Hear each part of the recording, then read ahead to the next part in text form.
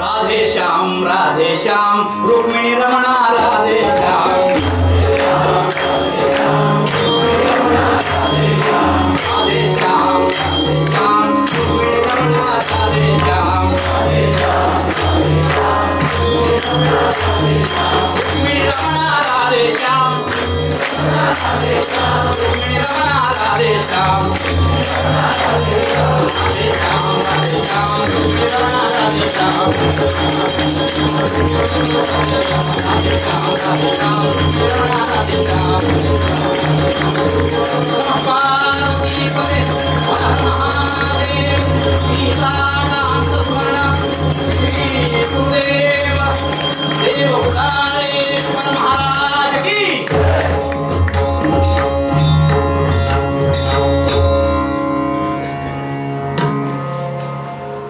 कानाच्या जिव्हा करून श्रवणामृत ऐकण्यासाठी कथा आहे.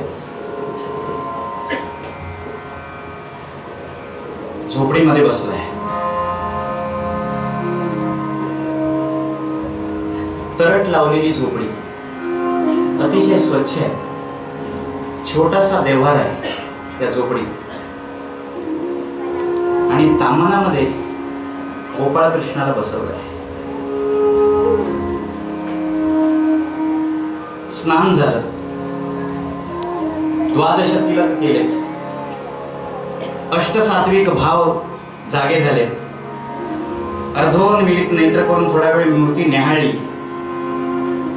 गंध अक्षता फुलं त्याच्यावर वाहिली. डोळ्यासमोर अशी पूजा नवशी आपल्या घरामध्ये पूर्वी काळी चालायची. कधीतरी असा एखादा प्रसंग बघूया आपण जेवणात आणण्याचा प्रयत्न करू. तासनतास नको, 2 मिनिटं. आणि स्वतःच्या हाताने तयार केलेला हार छोटासा, मूर्ती छोटी आहे गोपाळ कृष्णाची, त्या मूर्तीला तो हार त्याने घातलाय. गोपाळ कृष्णाला डोळ्यामध्ये पाणी आलंय. माणिकबाई, माझ्या बापाला भडकी घेऊन ये ग. आलेच. भडकीचा नैवेद्य, कारण परिस्थिती नाहीये पंचपक्वान्न दाखवायची. भडकी या नाव तो त्या गोपाळ कृष्णाला बोलवतोय. तुझ्यासाठी सारखी भडकी आणतो. त्याला तो हार घातला. पुन्हा काय आलं मनात ठेव. कृष्ण अजून जरा ओला आहे, आंघोळ घालायचा. परत घेतला हातावर, वस्त्राने पुसला. आपल्याकडे पद्धत आहे जरा, मी मुद्दाम शब्द वापरतोय. वस्त्राने पुसला. आपण घराकडे वापरतो तो शब्द वापरला नाही. फडक्याने पुसला. त्याला फडक. आणि मला उद्या दिवाळी आल्यानंतर 4000चा काय असेल तो ड्रेस मी घालणार. मला हवा तसा उंची असा शर्ट घेणार. आमच्या या सगळ्या भगिनी पैठण्या, शालू, नाहीतरी किंमत 4000 5000 नाहीतर 1000ची तरी अशा साड्या आणणार. भगवंताला मात्र चैत्र शुद्ध प्रतिपदा म्हणजे पाडव्याला घेतला जो तो फाल्गुन वद्य अमावास्येला बोंब मारेपर्यंत एकच फडका. आणि तो सुद्धा कधी धुणार नाही. आणि म्हणणार सोहळ्यातला आहे म्हणून काळा झालेला. त्यानंच त्या देवाला पुसायचा. फडका शब्द का वापरतो? उद्यापासून वापरू नका. वस्त्र शब्द वापरा देवासाठी. त्याला फडका का? ठेवला हार, पुन्हा एकदा नीट करून ठेवला. डोक्यावर तुळशी पत्र घातलं. असं मी कीर्तनात सांगायला लागलो आणि एक श्रोता उभा राहिला. बुवा, असं काहीतरी बोलत जाऊ नका कीर्तन. मी आता किती कीर्तन केली, जरा सांभाळून बोला ना. म्हटलं काय चुकलं सांग ना. नाही नाही म्हणत, ती तुळस त्या कृष्णाच्या डोक्यावर कशी ठेवली? बोलता बोलता त्याने ठेवलेली नसणार. डोक्यावर तुळस ठेवली, बिघडलं काय? म्हटलं नाही. आता उद्या म्हटलं, आता ती हळूहळू दिवाळी येणार, देव दीपावली येणार, द्वादशी येणार. या तुळशीचं लग्न कोणाबरोबर लागतं बुवा? म्हटलं कृष्णा बरोबर. मग जिचं लग्न कृष्णा बरोबर लागलं ती डोक्यावर नको, पायावर. आता त्याने सांगितलेलं उत्तर मला पटलं, पण ते तुम्हाला पटावं असा माझा आग्रह नाही. अरे कुठे वस्त्र ज्याला जे आवडतं तिथे ठेवेल ना. चतुर्थीला आम्ही गणपती एवढासा छोटासा आणतो. निदान माझा तरी गणपती छोटा असतो. त्या गणपतीच्या उजव्या पायावर भटजी सांगतात, उजव्या पायावर शक्यतो काय ते सगळं घाला. वस्त्र तिथेच घाला, अक्षता तिथेच घाला, गंध तिथेच लावा, फुलं तिथेच घाला, दुर्वा तिथेच घाला. बरं, पोरांनी ओरबाडलेल्या दुर्वा भरपूर असतात, साधारण 21च्या जवळजवळ 21 पेंड्या केलेल्या असतात, त्यांनाही काम नसतं काही, आणि त्या आलेल्या घरातल्या सगळ्या अशा लुटून टाकतात. तो गणपती इतका त्या दुर्वानी भरून जातो की कशासाठी त्या आर्टिस्ट कडून करून घेतला गणपती, सगळ्या दुर्वानीच भरून जातो गणपती, मूळ रूपच दिसत नाही गणपतीचं. एखाद्या मी असं केलं होतं, इतक्या त्या दुर्वा घालून ठेवल्या की गणपती बाबा कुठे शोधूया. त्याला म्हटलं इतक्या दुर्वा घालण्यापेक्षा त्या गणपतीला उचलून दुर्वामध्ये ठेवणार. पंढरीनाथ महाराज तुळशीपत्र डोक्यावर ठेवलं, वस्त्रानं पुसला, पुन्हा त्याला हार थापटीप केला आणि त्या कृष्णाला बोलवतोय. कसा बोलवतोय बघा, आपण असा कधीतरी बोलवूया. त्या मीराबाईसाठी जहर प्यायला येतो, जहर असं आपण बोलूया. आओनी प्रभूनी तमे मारा रे, आओनी प्रभूनी, जरा वास कमी कर थोडा. आओनी प्रभूनी तमे मारा रे, खावानी माटे भडकी रे, खावानी माटे भडकी रे, आओनी प्रभूनी तमे मारा. आओ नाथ, आओ प्रभु, જમવાના લીધે આવો, તમારા માટે આજે ભડકી કરી છે. જમવા આવો ના.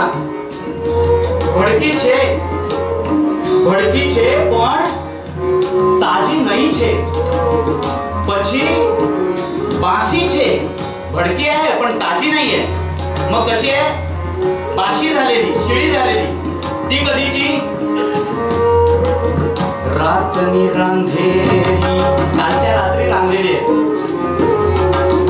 रातनी रांधेली कटोरिया, कटोरीमध्ये चांगलं भांड पण नाहीये. रातनी रांधेली, ही भडकी म्हणजे महान मोल आहे. कशी आहे माहितीये का? या सगळ्या बायकाच्या लाया घेऊन टोपल्यातून जातात विकायला. या लाया घ्यायची याची ऐपत नाहीये. ही गोष्ट आपण नरसिंह मेहतेच्या ऐकतोय झोपडीतून बसलेल्या. अत्यंत दरिद्री असा हा संत संध्याकाळच्या वेळी लाया विकून झाल्यानंतर खाली शिल्लक राहिलेला गाळ जो स्वस्त मिळतो त्याला आपण भणंग म्हणतो, गणंग म्हणतो, गरड म्हणतो, काकर म्हणतो. तो काकर विकत घ्यायचा आणि त्याला बायकोला सांगायचं, कोणी दे, माझ्या गोपालकृष्णाला द्यायला एवढंच आहे माझ्याकडे. रातनी रांधेली कटोरियामा, ठाकी मुखीचे वाटकी रे. तारा માટે ચોખ્ખીને ઢાંકીને મુખી છે. સુકેશ, બાસી ભડકી ખાવાની હું નથી આવતો, તારા માટે બીજી તાજી બી છે. ऊनी ऊनी करी तो हिलवा नाकी, माखन नाकी चटकी रे. आओनी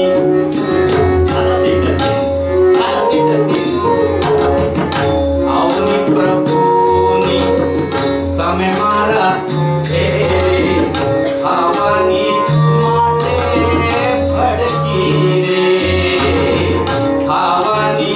बघा कसा बोलतोय, देवा तू नाही आलास तर मी जेवणार नाही.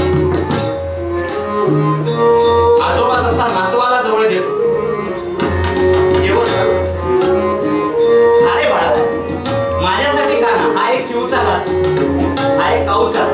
तसं तो त्या कृष्णाला भरवण्यासाठी बोलवतोय. अगदी बोलवतोय भरवण्यासाठी. कृष्ण येईल नक्की येईल. आम्ही कदाचित असं खाणार नाही, घरामध्ये आमच्या माऊली बसलेल्या असतात. काल पाहुणे भरपूर येणार अशी बातमी असते, सगळे आले नाहीत, 10 पोळ्या शिल्लक राहिल्या. सकाळी सगळ्यांना विचारलं कोण कोण खाणार कालच्या शिळ्या. लहान पोरं म्हणाले आम्ही नाही, मोठे तर म्हणाले नाहीच नाही. नवरा म्हणला तुझे काय हात मोडले होते का ताज्या पोळ्या करायला. पण ती माऊली हुशार होती, घरात मिक्सर होता आतल्या खोलीत.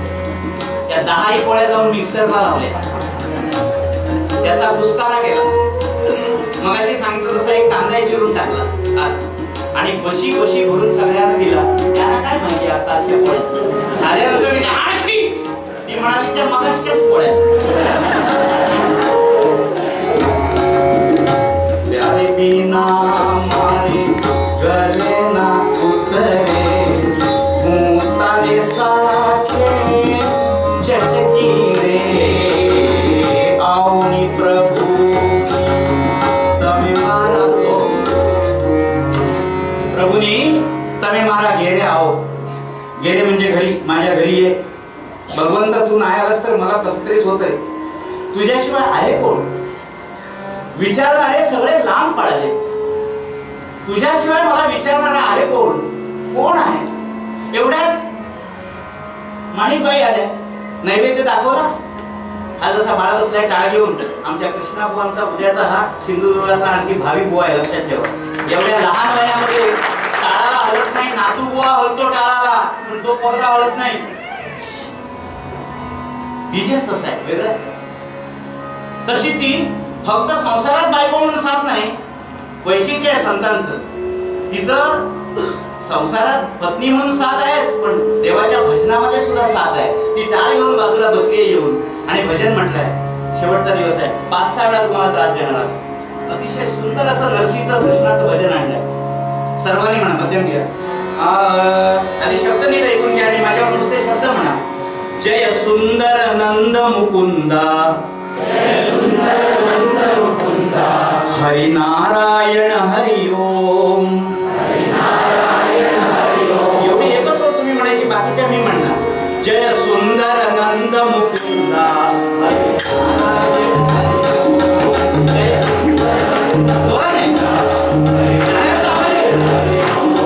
जय सुंदर नंद मुकुंदा, हरि नारायण हरि ओम.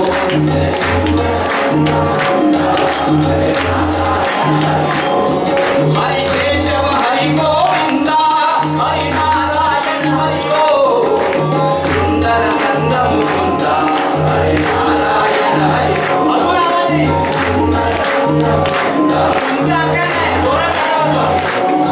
हरि केशव हरि गोविंदा, हरि नारायण हरि ओम. सुंदर नंद मुकुंदा, हरि नारायण हरि ओम.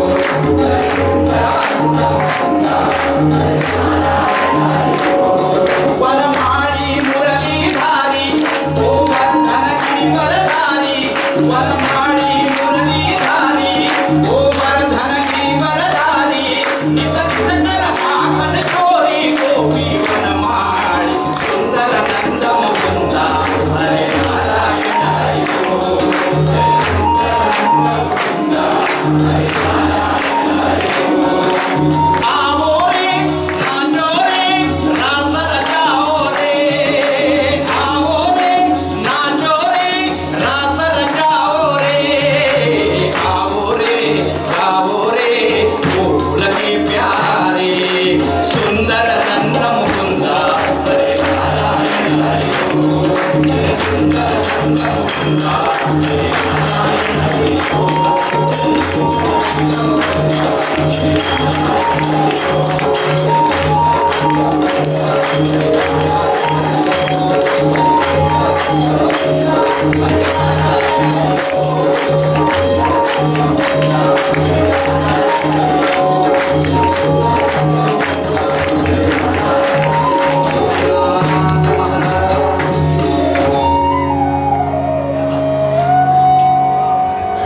या मुरलीसारखी लांबून हात आली. अंदर से कोई, अंदर से कोई. हाँ छे, कौन छे तमे? बाहर आले नरसी. मेधाजी, मैं हूँ जड़िया भाई, मैं हूँ जड़िया भाई. जड़िया भाई, अरे जड़िया भाई, आओ आओ आओ आओ, बेसो, अंदर आओ, बेसो. डोळ्यामध्ये पाणी तरळलं. माझ्या लेकीच्या गावचा, माझी लेक ज्या वाड्यामध्ये राहते त्या वाड्यातला हा नोकर आहे. मुलीची चौकशी केली लगेच.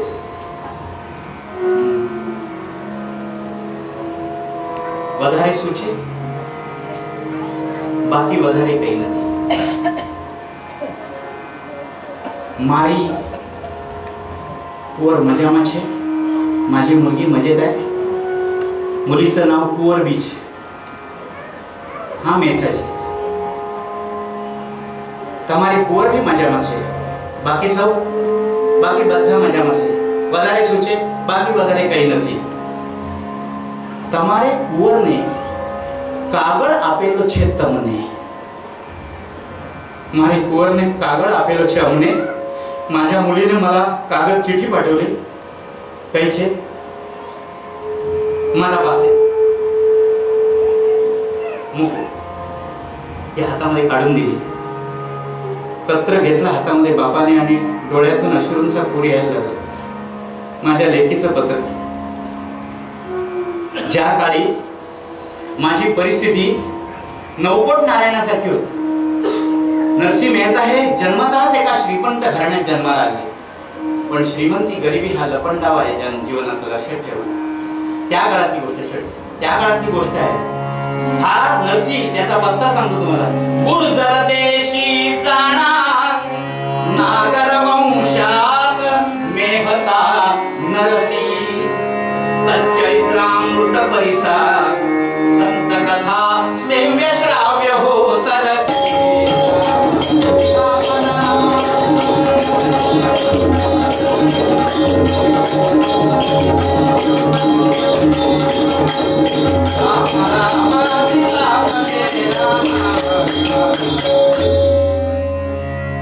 गुजरात प्रांतामध्ये गुर्जर देशी नागर वंशातल्या एका ब्राह्मण कुळामध्ये हा जन्माला आला. दैववशात, दैव म्हणा, उपेक्षा म्हणा, संपत्ती चालून गेली. म्हणून कोणीही माज धरू नये संपत्तीचा. ही चरित्र तुम्हाला मला मार्गदर्शन करतो. तुमच्या माझ्या हातामध्ये नाहीये परिस्थिती, लक्षात ठेवा. केव्हा भूकंप होऊ शकतो आणि केव्हा शिखरावर नेऊ शकतो, बरोबर, अशा कथा आहेत. पण शेती नव्हती, फिकीर नव्हती नरसीला. त्या चालत्या काळामध्ये ही कुंवर बीज नावाची जी मुलगी होती, चालता काळ असल्यामुळे गडगंज श्रीमंत घरामध्ये दिली गेली. ती गिरी गेली. 2 वर्ष यांची श्रीमंती राहिली. 2 वर्षांनी हे दरिद्री झाले. आणि करता करता मुलीच्या घरी जायला लाज वाटायला लागली नरसिंहला. एकेकाळी वासित जलवाळ्याचे होते हो जेथ नित्य सेवाया. तेथेच वेळ ही आली हिवसे पाणी न धड मिळे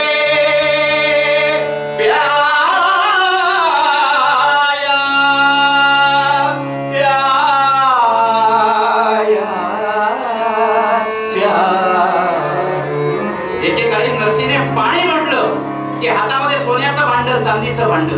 पाणी म्हटलं की ऋतूप्रमाणे त्याच्यामध्ये सुवासिक आज केशर कस्तुरी घातलेलं असं पाणी यायचं पाण्याचं. आणि आज पाणी म्हटलं तर डोळ्यात पाणी येतंय नरसीच्या, कारण पाणी ठेवायला घरात झोपडीत भांड नाहीये. अशी परिस्थिती आली. आणि इकडे श्रीमंताच्या घरी ही मुलगी दिली आहे कुंवर बीज. तिचं वर्णन दासगणू महाराजांनी केले. महाराजा या कविता माझ्या नाहीत, त्या दासगणू महाराजांच्या आहेत. आपण जेवढे जेवढे शिर्डीशी संबंधित लोक आहोत त्यांच्या या घराण्यातल्या सगळ्या कविता आहेत. या दासगणू महाराजांनी सुंदर वर्णन केलंय या कुंवर बीजचं. ती कशी होती? तन्वी चारुतनु सुहास्य वदना बिंबाधरी गोमटी सिंहे आचरिले पलायन वनी पाहुनिया तत्कटी रंभोरू गजगामिनी महितली सौंदर्यवल्ली गमे सारा सार विचार पाहुन सदा श्रीराम नामी रमे नमः पार्वती पते हर हर महादेव. दिसायला किती सुंदर होती हे तुम्ही ऐकलं, पण हे दिसण्यासाठी वर्णन केलेलं नाही. शेवटची ओळ महत्वाची. सारा सार विचार पाहुन सदा श्रीराम नामी रमे. हे फार महत्वाचं. काही जणांचा एक गोड गैरसमज आहे. भजन जर एखाद्या मुलीने केलं, बाईने केलं घरात आलेल्या, तर संसार कसा व्हायचा? काही जण म्हणतात. मी त्यांना असा प्रश्न विचारला येतो की फक्त संसार करून किती जणांचा चांगला झालाय संसार? उत्तर द्या, फक्त संसार करू, बाकी काही न करता. आहे उत्तर? हिचं भाग्य एवढं की नरसीच्या पोटी जन्माला आली, अशा मुळात जन्माला आली की संस्कार घेऊन आली त्या घरात. पण हे करंटे होते ज्या घरामध्ये ती आली होती, त्यांना हिचे संस्कार घ्यायला अक्कल नव्हती. आणि अशा त्या दुःखी वातावरणामध्ये त्यांच्या गुजरातमध्ये कशी पद्धत आहे तुम्हाला मुद्दाम सांगतो. आपल्याकडे फक्त दिवाळीलाच भाऊबीज असते, त्यांच्याकडे दिवाळीला जावाना आणि नणंदाना आपापल्या माहेराहून मूळ येतं. मूळ हा शब्द आहे गुजरातीतला. मूळ म्हणजे निमंत्रण. दिवाळी आली, पाडवा दिवाळीचा आला की मूळ आलं. मूळ आलं म्हणजे लग्नानंतर खरे लहेर सुरू होतात. लग्नानंतर खऱ्या अर्थानं आपण ज्याला म्हणतो देणं एकमेकाला, आज जी डवरी म्हणतो आपण, हो लोक म्हणतो आम्ही डवरी मागत नाही, पण गुपचूप मागणारे लोक आहेत. स्त्रीला विकत घेतात घरात घेताना, त्याच्यासाठी आख्यान लावलाय मुद्दाम.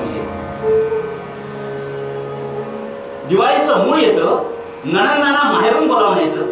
ही बघते आहे आपल्या नणंदा आता माहेरी येणार आणि जावा ज्या आहेत त्या आपापल्या माहेरी जाणार. बरं जाताना कसं जाणार? बुरख्याचे रथ घेऊन. सण दीपवाळी आला म्हणून तो जावा तिच्या माहेरी. सण दीपवाळी आला म्हणून तो जावा तिच्या माहेरी. असं ती निघाल्या हारून गहिना अमोल अंगावरी. बहुत म्हणजे ते स्वार पुढे धावती. दासी पटकी कल्पा बुनिया मर्जी पहाया किती. या सोहळ्याला न्याहाळून निरखी राहून बरी बरी.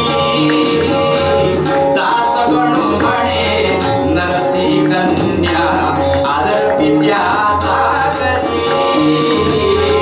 सण दीपवाळी आला म्हणून तो जावा तिच्या माहेरी. दिवाळीचा सण आला की जावा माहेरी जायच्या आणि नणंदा माहेर इकडे आपल्या घरी यायच्या. आणि हिच्या डोळ्यामध्ये पाणी यायचं. सासरी असे श्रीमंती परिदारिद्र्य पित्यापती. परिदारिद्र्य पित्यापती आले म्हणून अवमानिती. जावा नणंदा तियेला. हिला सांगायच्या बघ, जावा सांगायच्या आमच्या माहेरून आमंत्रण आलं बघ, आमचे रथ सजले. पूर्वीच्या काळी त्या रथाच्या चाकांना रंगवायचे, बाजूला पडदे लावायचे झालरदार रेशमी, त्याच्यामध्ये या जावा बसायच्या. बाजूला दासदासी असायच्या, रथ गुरक्याचे बहुत मजेचे स्वार पुढे धावती. दासी बटकी कल्पा हुनिया मर्जी पहा राखती. दासगणूंनी छान वर्णन केलंय. अशा त्या जावाना जाताना ही बघायची. हे लेकरू 4 वर्षापूर्वी जे श्रीमंत होतं आणि आता दरिद्री झालं ते बघायचं. मला मूळ नाही आलं, मला आमंत्रण नाही, येईल कसं? माझा बाप दरिद्री. बरं मूळ आला म्हणून मी गेले तर तो दिवाळीला मला घालणार काय माझ्या पदरामध्ये? काय घालणार? तोच नणंदांना मूळ जायचं आणि नणंदांचे रथ यायचे घराकडे. आणि नणंदा आणि जावा तुम्हाला सांगतो की धाकटी सून अशा छळायच्या, अशा छळायच्या. नणंदा टिंगल करण्यासाठी आणि जावा उठसूट तिचा उपमर्द करण्यासाठी त्यांची स्पर्धा लागलेली असायची. काय तुझ्या घरी? तुला मूळ नाही आलं, आम्हाला बघ कसं मूळ आलं. आम्हाला बघ कसं घराकडे बोलवलंय बाबाने, दादाने बोलवलंय, बाबाने बोलवलंय, नवऱ्याने बोलवलंय. अशा थाटामाटात या सगळ्या नटून जायच्या. ही बिचारे आपलं रडू लपवण्यासाठी ते जिन्यावरून वर वर तिथं जायची. उपरीवरी असं म्हटलंय, आम्ही स्लॅबवर म्हणतो तसं, वरच्या छतावर. आणि जुनागड आपले वडिलांची झोपडी आहे त्या दिशेने पाहायची आणि त्या झोपडीकडे पाहून म्हणायची, काय म्हणायची? आई काल मला धाडीले मूळ दीपवाळीला तरी. काय झाले जड मी तुला नको सारू मजला दूरी. ऐकलं जड झाले का? पहिली 2 वर्ष मला बोलवलंस, आता का विसरलीस? तुला काय वाटतं मी तुझ्या घरी सोनं नाणं घ्यायला येईन?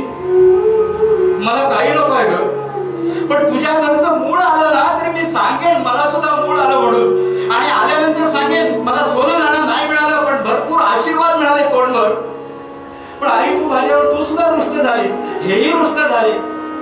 या नणंदानी छळावं, जावानी छळावं, थोरले ते थोरले आपापल्या व्यापामध्ये, शेवटी ते सासरची मंडळी. अशा विचारात असताना एखादी नणंद काल आलेली, जायची तिच्या मागून ही दुसरी का गेली, म्हणून तिसरी का गेली, त्या नणंदा फेर धरायच्या हिच्या भोवती रडताना आणि विचारायचा, होते आता रडून गे तरी काय वेळे, खायासना मुळी मिळे तुझी पित्या ते, एकादशी त्या सदनात नांदे, वेडे पुढे न चरडे वसयेथ मोदे. का ग रडतेस, रडतेस का? काय सांगणार, मूड आलं नाही, कळलं? बाबाकडून मूड आलं नाही ना, आईकडून. अगं कशाला ते मूड यायला पाहिजे?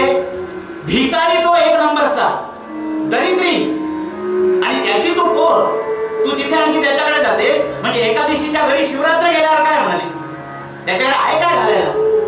बुक्का आणि तुळशीचे हार, याच्याशिवाय घालणार काय तो तुला? तिला वाईट वाटायचं. तितक्यात दुसरी नणंद आली. ती म्हणाली, जाणार असशील तर जा बापडी, जाणार असशील तर जा बापडी, पण अंगावरचे सगळे दागिने काढून ठेवायचे आणि मग जायचं. इच्छिसी जरी जावया जनक गे हाते, इच्छिसी जरी जावया जनक गे हाते, तरी काढ ठेवुनी सर्व दागिने येथे, काकी तो तुझा कंगाल पिता गे भाणाया, लाज वाटते अमुते सोयरा म्हणाया,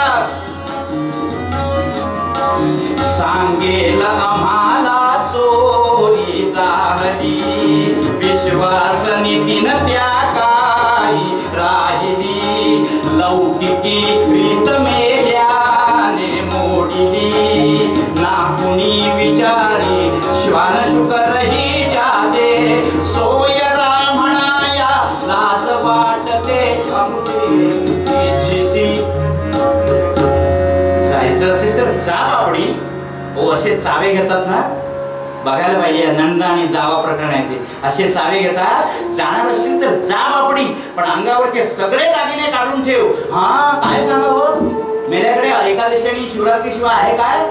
म्हणजे तुझ्यामुळे भाग्य फळफळलं, चांगली दागिने घेऊन आले, बाजारात जाऊन विकील, बाजारात जाऊन विकील ते विकील, आणि नंतर सांगेल कसे काय हरवले, तर आमचं हे झोपडीत राहणं, त्यामुळे चोरांनी चोरून नेले. सोयरा म्हणायला आम्हाला लाज वाटते, असं म्हटल्याबरोबर कानावर हात घेतले होते.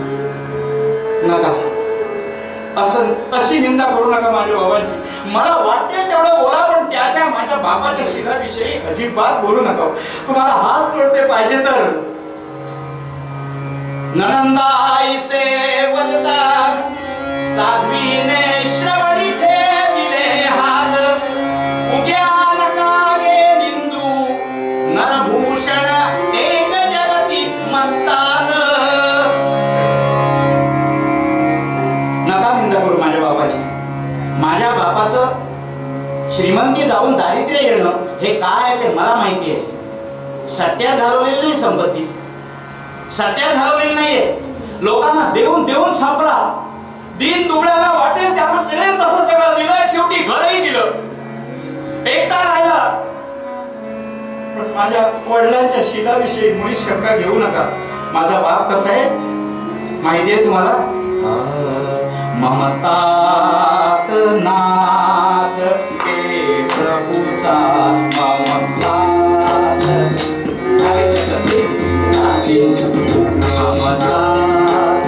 नाथ के प्रभूचा, हळू नाथ के प्रभूचा, रावे घरी रणछोड रे, ममतात नाथ के प्रभूचा.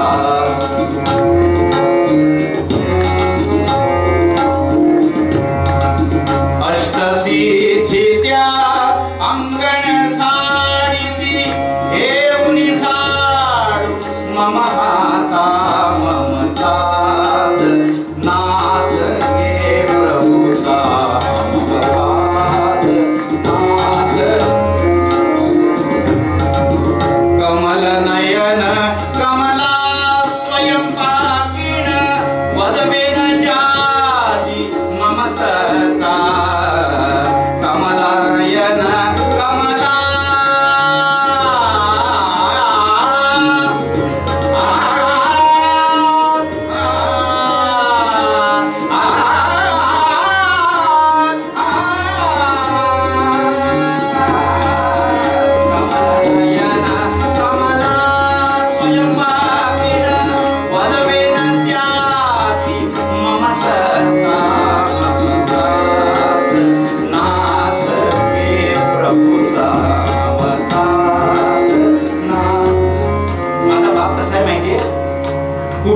संपत्ती त्याच्या पायाकडे आणली तर मातीसारखी होईल अशा योग्यतेचा बाप आहे माझा. अष्टसिद्धी त्याच्या घरी येऊन अंगण झाडतील. साक्षात कमलनयनाची पत्नी महालक्ष्मी घरी येऊन रांधेल, जेवण करेल माझ्या वडिलांच्या घरी. आता हे कोणाला पटेल? विष्णूची बायको महालक्ष्मी यांच्या घरी येऊन राहणार, अष्टसिद्धी यांच्या घरी झाडू मारणार, कोणाला पटेल? चौथी नणंद आली, ती म्हणाली हा हा म्हणाली महालक्ष्मी हिच्या घरी येऊन म्हणे राहणार वडिलांच्या घरी. आली तर रांधेल काय आणि कशात? भांडी कुठे आहे त्यांच्या घरी? विचारण्याची अवतार बघा. जर खरोखरच महालक्ष्मी आली तर येताना कशात रांधतो हा प्रश्न शिल्लक ठेवून येईल का? येताना ती भांडी सुद्धा घेऊन येईल की नाही मला सांगा. विचारणाऱ्यांची अक्कल बघा. त्या अष्टसिद्धी झाडू मारतील, घरात झाडू आहे का? पाचवी विचारते. अशी चेष्टा करणार नाही म्हणाले एक नंबरचा भिकारी आहे. हा या मुळीनं भाकरी मिळत घरी घरी कधी न द्या जा जा या मुळीनं भाकरी मिळत घरी घरी कधी न द्या जा जा या मुळीनं भाकरी मिळत घरी घरी कधी न द्या जा जा म्हणून कधी न बुद्धी महाती अजून तरी कामा कधी न घे जा जा म्हणून कधी न बुद्धी महाती अजून तरी कामा कधी न घे जा जा कारणात तो जन्माचा कधी जन्म जन्मातील वंश आहे सातीला कधी समजला जा जा या मुळीनं भाकरी मिळत घरी घरी कधी न द्या जा जा या मुळीनं भाकरी मिळत घरी घरी कधी न द्या जा जा. चालते हो म्हणाले सगळे अंगावरचे दागिने काढ आणि भिकाऱ्याच्या घरी जाऊन हवं तितकं काय ते खा. सहावी नणंद आली. पूर्वी डझन डझन व्हायची. सहावी नणंद आली आणि ती म्हणाली कशाला जातेस? आमच्याकडचं उष्ट नाश्ता जरी खाशील ना तरी अशी टुमटुमीत होशील. एकटी घरात पडली. एकटी घरात पडली. काही कळे ना, पुढचा काही मार्ग दिसेना, पुढचा काही मार्ग दिसेना. आणि तो मार्ग दिसेना म्हटल्याबरोबर तरी सुद्धा भगवंताच्या घरी असं म्हणतात देह आहे अंधेर नाही. एक दिवस अमावास्येच्या रात्रीमध्ये एखादी मेणातून तलवार बाहेर पडावी, तसा एक सूर्याचा किरण बाहेर यावा, तशी एक आनंदाची बातमी या घरामध्ये पसरली. ही जी कुंवरबीच नेहमेळत्याची मुलगी, हिला गर्भ राहिला. 5 वर्षांनी गर्भ राहिला. नवऱ्याला जरा आनंद वाटला. सारखे छळत होते त्यांना, आता छळता येताना छळायचं पण जरा कमी छळायला पाहिजे, कारण आता ती गर्भवती राहिली.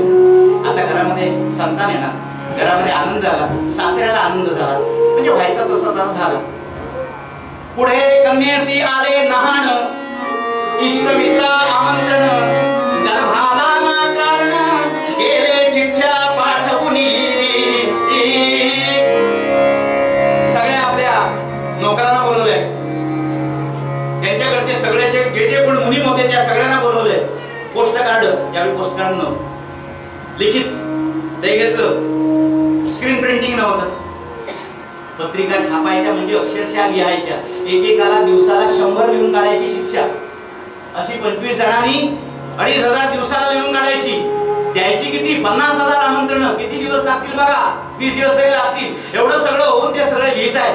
लिहिता लिहिता राणाशंकर नावाचा जो होता मुनीम, तो म्हणाला मालक सावकार, एक महत्वाचं आमंत्रण राहिलं. कोणाचं होणार राहिलं?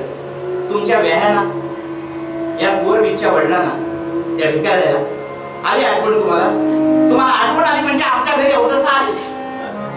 आमच्या घरी दारिद्र्य आलं, आमच्या घरी साक्षात गरिबी आली चालत. त्याला नुसती कानावर बातमी पडू दे, लगेच धावत येईल. कळेल काय? पायात चाळ, गळ्यात माळ, हातात टाळ, डोक्याला बुक्का, याच्याशिवाय आहे काय? कुठल्याही प्रकारचा काय बहेर करेल नाही, गुंडा देईल नाही. लिहा चिठ्ठी म्हणाली, लिहा. मुलींची आमा, मुलींची आमा, मुलींची आला.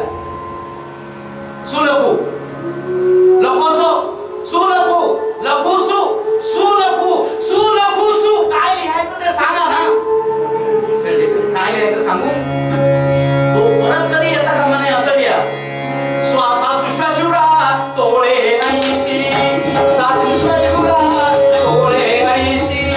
त्याच्या विसपट जावयासी, त्याच्या विसपट जावयासी. दिल नंदा आणि कसावा, दिल नंदा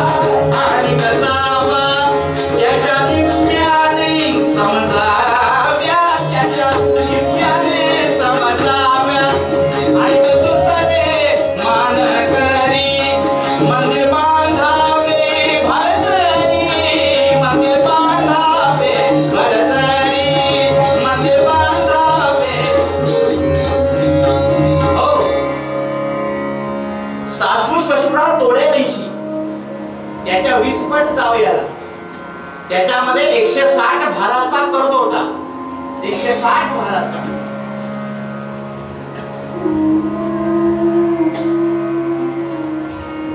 गाडी क्रमांक 3793 आणि 4411 वाटेत लावलेले आहेत. जरा हळूच जाऊन त्या बाजूला घेण्याचा प्रयत्न करा. पंढरीनाथ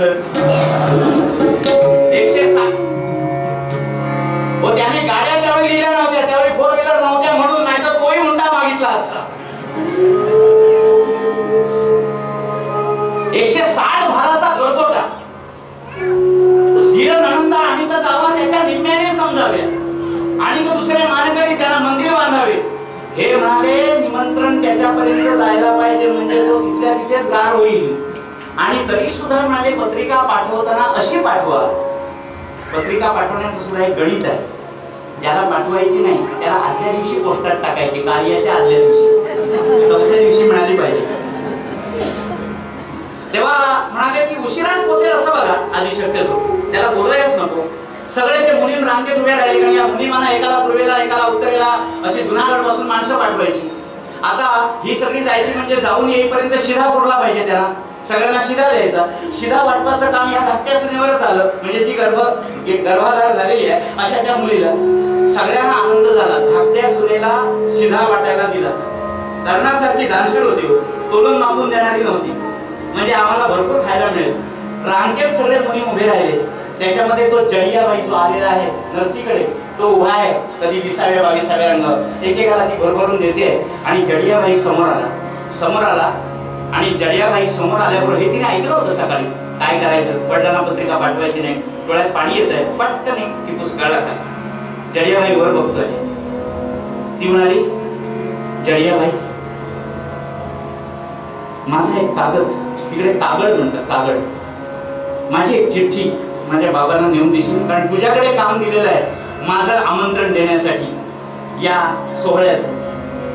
तो करदशी वागला, तो जडियाबाशी करदशी वागला आणि म्हणाला, तू माझ्या मुलीच्या वयाची आहेस, पण म्हणतो माय आई, या घरामध्ये माणूस म्हणण्याच्या लायकीची फक्त तू एकच आहेस सगळ्या वाड्यामध्ये. माझ्या कातड्याचे जोडे जरी तुला घातले तरी सुद्धा तुझे उपकार फिटणार नाहीत ग. खरं म्हणजे मला सगळ्यात शेवटी आमंत्रण द्यायला सांगितलंय, पण तुझा कागद दे, पहिला जाऊन पोहोचवून येतो तुझ्या बाबांकडे. किती आनंद झाला. भरभरून त्याला दिलं. तो कागद घेतलाय त्याने आणि तो कागद शिष्टाचार म्हणून दिलाय. तो कागद घेऊन इथं आलाय. अंदर से कोई? हाँ छे, कौन छे तमे? मैं हूँ जड़िया भाई, आओ आओ अंदर आओ, બેસો. મારી કુંવર મજામાં છે, મારી મુલકી મજામાં. હા મેધાજી, તમારી કુંવર બી મજામાં છે. બાકી બધા મજામાં છે. વધારે શું છે કઈ નથી.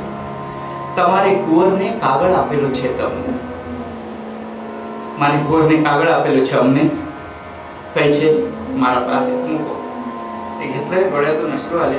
पहिली ओळ वाचून त्याला जरा कसतरीच झालं. पिताजी, मारे घेर, इकडच्या भाषेत मारे घेर मत आव. बाबा काही करा पण माझ्या घरी येऊ नका. हे पटकन वाचलं आणि असे डोळे मिटले हो फक्त.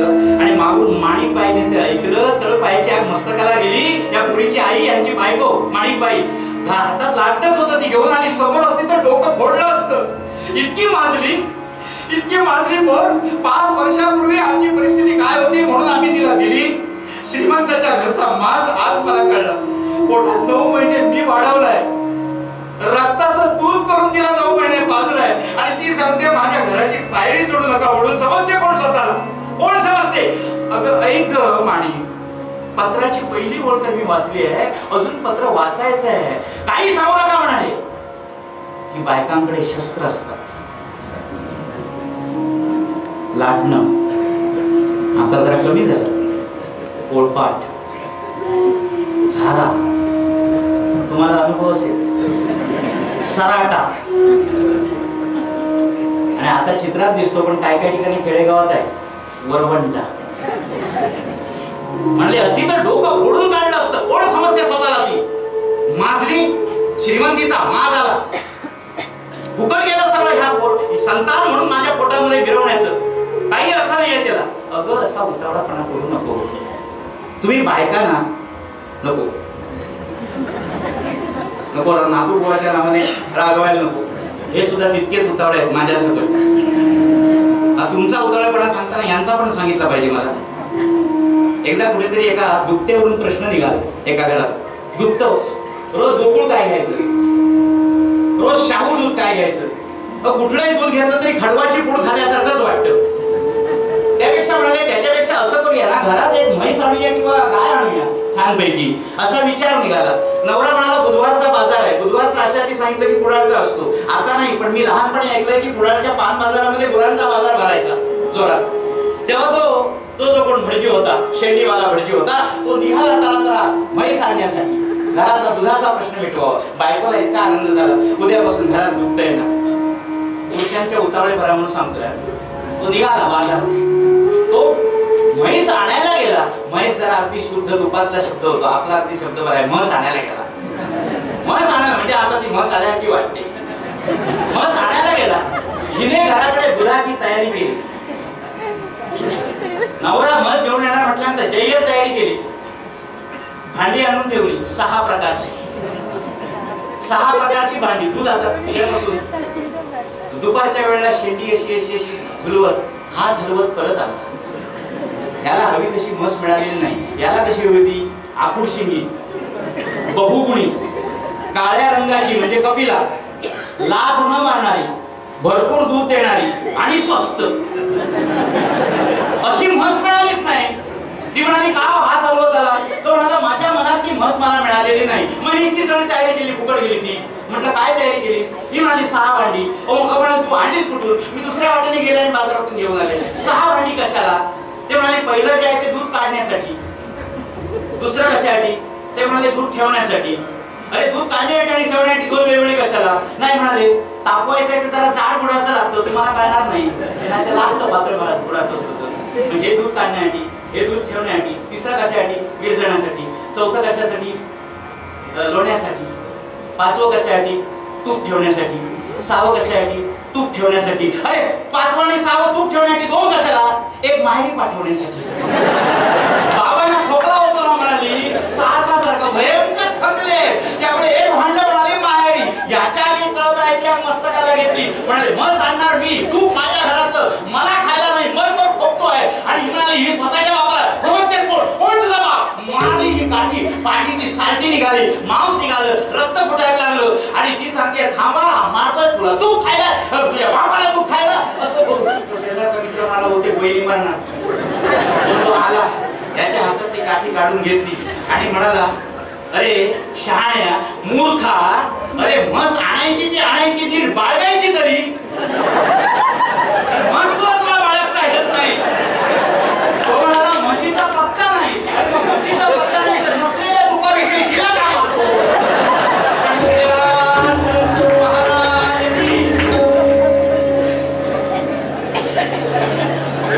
आता जरा त्यांना आनंद झाला. तुमचा उतावळ सगळ्यांना सांभाळावं लागतो कीर्तन. म्हणून नाना महाराज बडोदेकरांनी असं म्हटलंय, कीर्तन ही साधी कला नाहीये. कीर्तन ही कला अशी आहे की चिंचेच्या पानाची पत्रावळ लावण्यासारखी कला आहे. लावून दाखवायचं तरी एका याला सांभाळावं लागतं, यांना सांभाळावं लागतं, तुम्हाला सांभाळावं लागतं. ती बाजू ही बाजू असं सगळं आनंदाला यांना जेव्हा विकेट घेतली सांगता येत नाही. काय होत नाही तो आमच्याकडे. तेव्हा विशेष अशी माजरी काय म्हणाले, जडिया भाईच्या डोळ्यामध्ये पाणी पाहिलं आणि नवऱ्याच्या डोळ्यामध्ये पाणी पाहिलं. पुढचं वाचता वाचता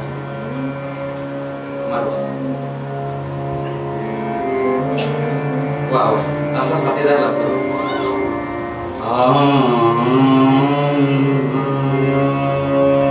बघ म्हणाले मुलीने काय केलंय पुढे. माझी मुलगी अतिशय शहाणी. त्या श्रीमंताच्या कुळात जाऊन सुद्धा आपले संस्कार विसरली नाही. भाग्यवान समज की तुझ्या आणि माझ्या पोटी ही जन्माला आले. असं भाग्य फार कमी माता पित्यांच्या नशिबात येतं ग. काय लिहिलंय तिथं. आता ऐकतेस हेच माझं नशीब. ती काय लिहिते बाबा.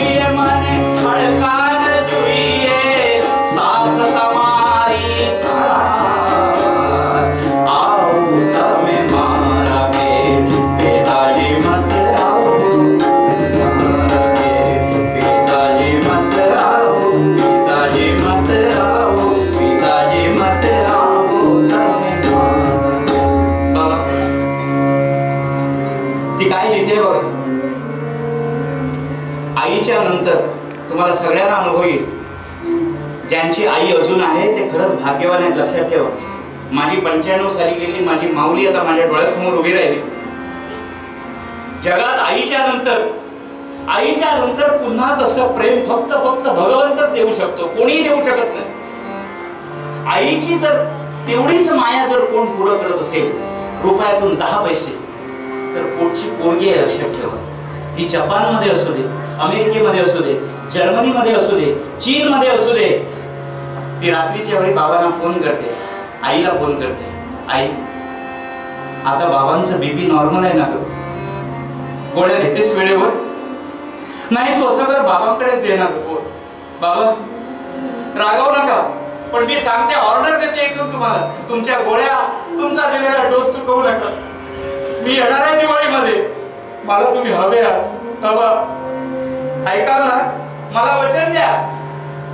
पोरगी हे इथून सांगते, पोरगा नाही सांगत. पोरगा सांगतो काही झालं तर कळवा, एकदम येतो. हा फरक आहे. महाराज ती त्या पत्रामध्ये लिहिते, बाबा या वयामध्ये मी सुद्धा लहान आहे, तुम्हाला काय सांगावं आणि काय सांगू नये एवढा अधिकार बाबा माझा नाही. माझा अधिकार नाही एवढा. पण तुम्हाला मी एकच सांगते, रागावू नका. माझं काही ऐकलं नाही तरी चालेल, पण एक गोष्ट आहे, तुम्हाला ही गोष्ट कळली असती नुसती वाऱ्यावरून ना, तरी तुम्ही आशीर्वाद द्यायला आला असतात माझ्याकडे.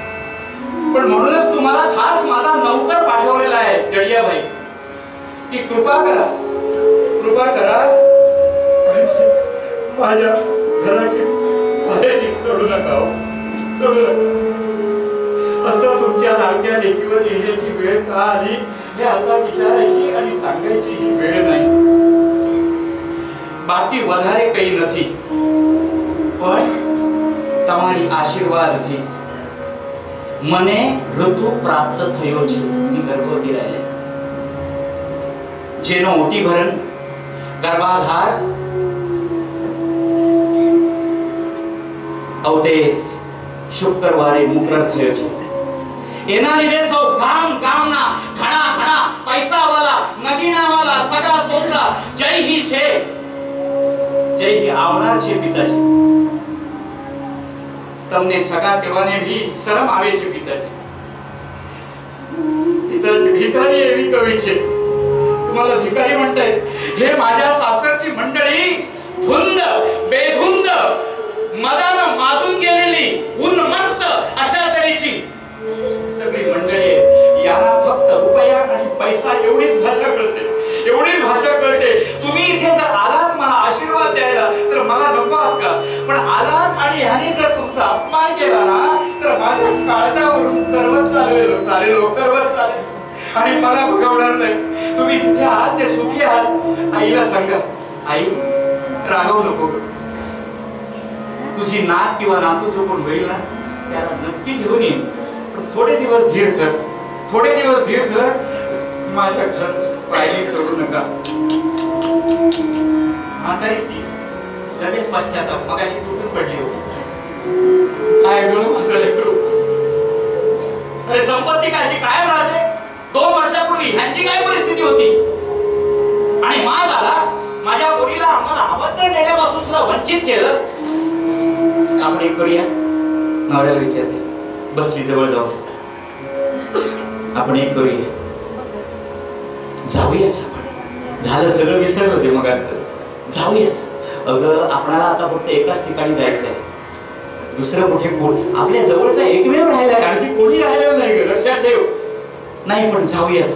अगं त्यांनी लिहिलंय स्वच्छ यायचं नाही. जवळचेच बोलवतात यार, सगळे आपले दूरचे आहेत. मी काय म्हणते, आपण घरी जायचं नाही, राहायचं नाही, खायचं नाही, प्यायचं नाही, बोलायचं नाही. त्यांच्या वाड्याच्या शेजारी जी बाग आहे ना, त्या झाडांच्या मागे उभी राहू.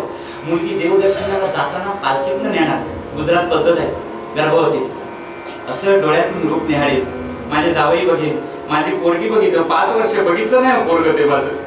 आणि लांबून की नाही आपण आशीर्वाद देतो. आपलं काम केलं पाहिजे. निघूया. निघायला लागतंय काय? आमच्या खास कोकणी मालवणी भाषेतली टापरी, त्याला वरच्या भागात म्हणतात चिंबळ म्हणतात. ते डोक्यावर घेतलं, हाती डोक्यावर घेतली, काय त्या मणक्या साड्या घेतल्या, त्यांचं काय पंचे घेतले, टाळ मृदंग चिपळ्या काय घेतले. बरोबर एक ती मुलगी होती, दुसरी राहिलेली हवी ती मुलगा घेतला आणि बरोबर काही 2-4 वारकरी होते ते घेतले आणि निघाले मध्यम बिया. पुन्हा एकदा कसे निघाले? जय सुंदर नंद मुकुंदा हरी नारायण हरी.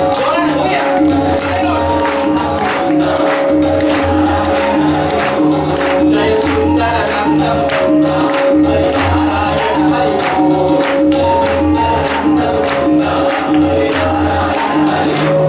हरि केशव हरि गोविंदा हरि नारायण हरि ओम. सुंदर नंद मुकुंदा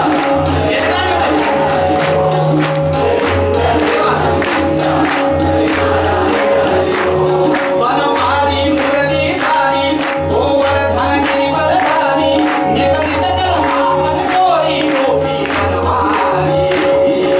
सुंदर नंद मुकुंदा हरि नारायण हरि ओम.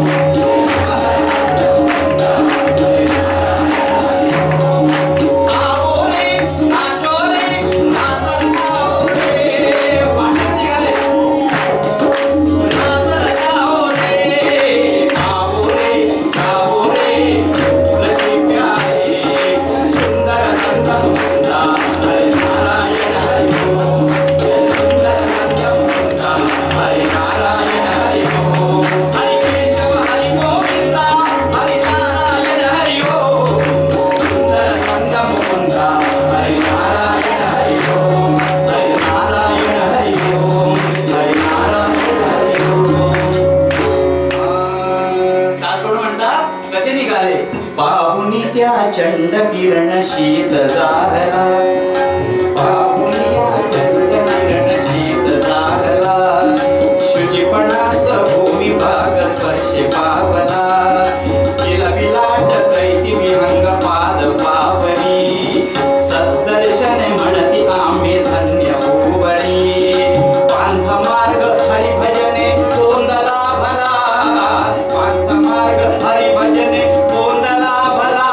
पाहुनिया चंड किरण शीत जागला. पाहुनिया चंड किरण. काय दासोडला कसं वाटतंय की सूर्याला सुद्धा वाटतं एक संत निघालाय, त्याला आपल्या ज्वाळा कमी करूया. किलबिलाट करीती विहंग पाद पावनी. पक्षी सुद्धा चिवचिवाट करायला लागले.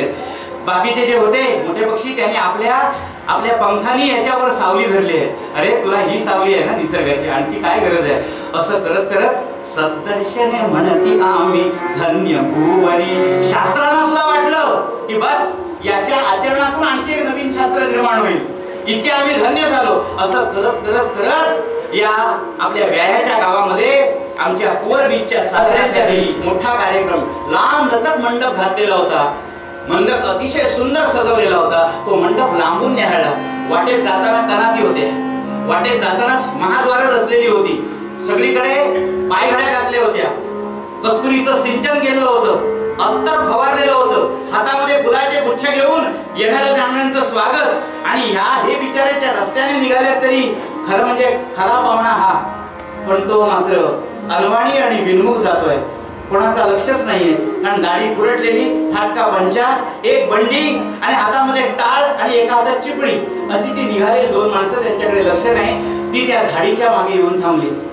मध्यम थोडी पालखीतनं सहसा तोडी, दिंडी तोडीमध्ये म्हणत नाहीत आणि ती मध्यमा म्हणत नाही. पण आम्हाला जरा असे नवीन प्रयोग करायची सवय. कृष्णाचा तिला असल्या की मजा येते. जायला निघाली आहेत त्या पालखीतनं आणि ती सजवलेली आपली मुलगी कोर बीच पाहिली आहे. मात्र काय या म्हातारीला वाटलं, अशी दृष्ट काढली डोक्यात, दृष्ट काढली, हात असा कळलाय. चला जाऊ नयनी ती पाहू पाला, चला जाऊ नयनी ती पाहू पाला. पूर्ण न्याहाळू आम्ही तेथ सोहळ्याला, पूर्ण न्याहाळू आम्ही तेथ सोहळ्याला.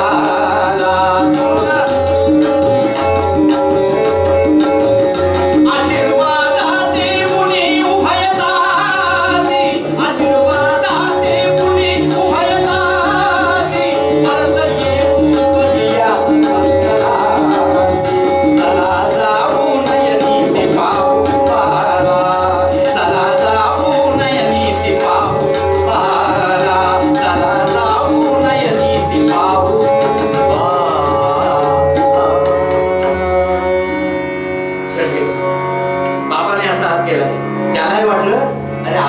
झालं.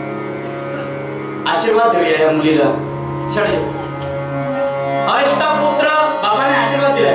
अष्टपुत्र सौभाग्यवती हो.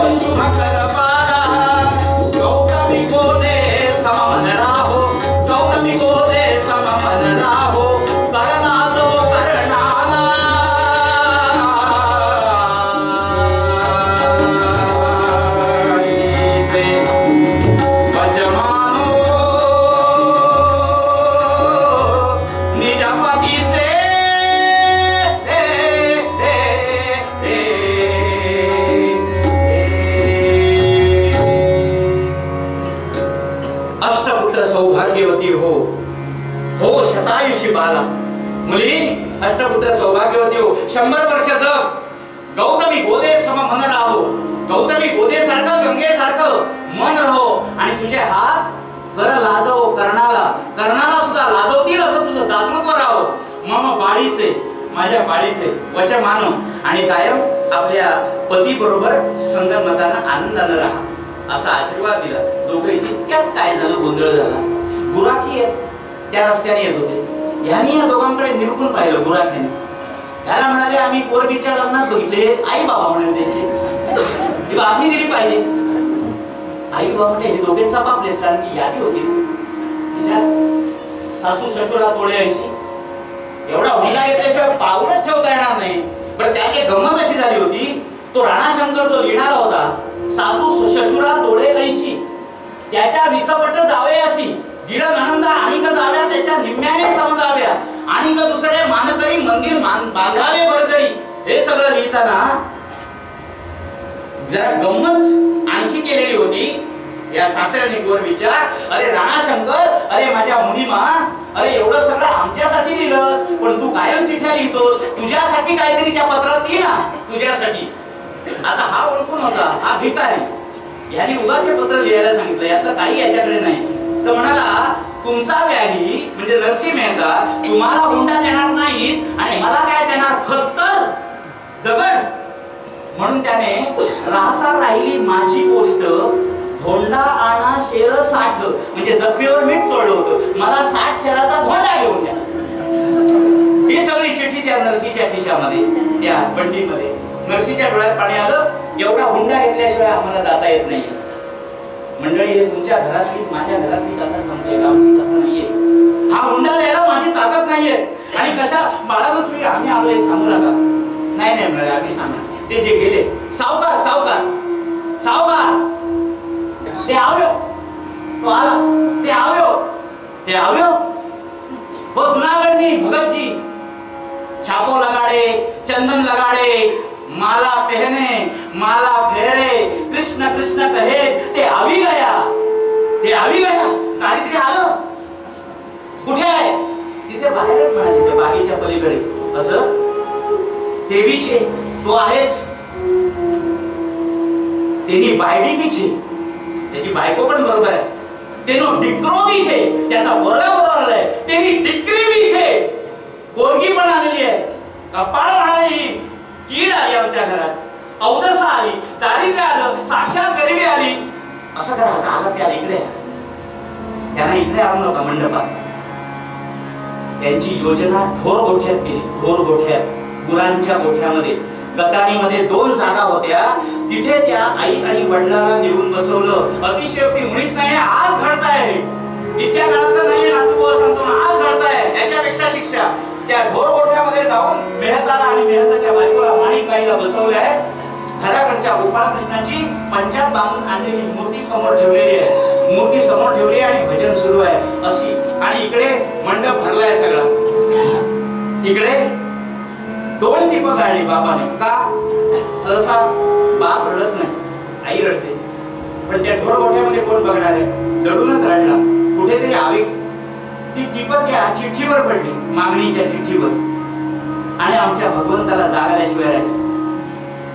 तो जगतपिता गोपाळकृष्ण ज्याचा केदारला ऐकण्यासाठी आसुसलेला असायचा नरसीच्या, तो गोपाळकृष्ण आपल्या बायकोला म्हणतोय महालक्ष्मीला, चल आता थांबण्याची वेळच नाही. माझ्या भक्ताचे 2 अश्रूंचे थेंब चिठ्ठीवर पडले, आपणाला अहेर घेऊन हुंडा घेऊन जायला पाहिजे मंडपामध्ये. या वेशात नाही, मुनिमाच्या वेशामध्ये. नरसीचा मुनीम झाला. बंडी, धोतर, काठेवाडी धोतर, डोक्याला फेटा, अंगात अलंकार, एक असा कंठा गळ्यामध्ये घातलेला, आणि मुनिमाची बायको महालक्ष्मी झाली. आणि यमाची श्रीपती पट्टेवाला गरुड, गरुडाला सांगितलं पट्टेवाला म्हणजे मुनिमाचा पट्टेवाला, त्याला सांगितलं सोन्याची ट्रंक तयार कर, सोन्याचा मुडम्मा दिलेली ट्रंक, त्याला चांदीचं कुलूप, लोखंडाचं भुणूक असं सोन्याच्या पेटीला. मी काय बघायला गेलो नव्हतो, पण निदान चांदीचं तरी लावलं, चांदीचं कुलूप लावलं. आणि ते कुलूप आतमध्ये 16 शृंगार या वर बीचसाठी, द्रोण, त्यामध्ये कुंकू, हळद, चांदीचा वर्क, सोन्याचा वर्क असलेले 16 शृंगार त्याच्यामध्ये ठेवले, 16 प्रकारच्या पैठण्या ठेवल्या. इकडे 160 भराचा खरतोटा, त्याला मागितलेलं सगळं सोनं नाणं इकडच्या बाजूला ठेवलंय. ती ट्रंक बंद केली आणि या पटेवाल्याच्या, यमाची पटेवाल्याच्या डोक्यावर देऊन टाकली. अरे थांब म्हणाले गरुडा, मला म्हणाले गरुड म्हणून हात मारू नका. हात ते मला लक्षात ठेवतो, तू 60 भंडा पण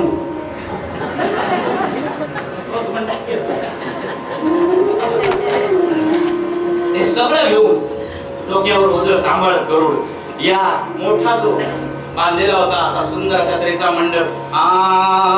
सोय रे मिळाले असा मंडप बघितलाय तुम्ही? आपल्या पुराणात बघायला मिळतो. चांगले मंगल कार्यालय. सोय रे मिळाले अति नाही त्या किती पंक्ती बैसती हराळा पाही हे कोण आतेचे नवरे प्याही बाई किती वाणू तयाचा थाट बसाया पाठ चांदीचे ताट जेवणासाठी ते सला पितांबर पितला